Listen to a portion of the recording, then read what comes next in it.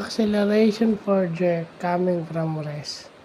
So, ang formula ng acceleration is jerk constant o yung J times time. So, i-multiply mo lang siya, no? So, super dali. Alam naman natin yung acceleration yan o yung rate per unit change is 0 kasi galing siya sa rest o nakahinto siya nung una. Hindi siya gumagalaw, so nakahinto.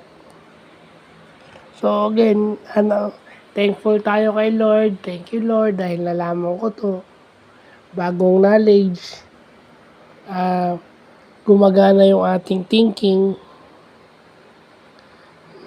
Nakakapag-isip tayo ng tama dahil dito.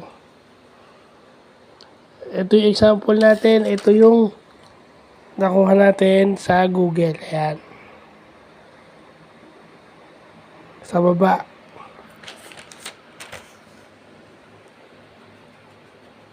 So, yun lang po.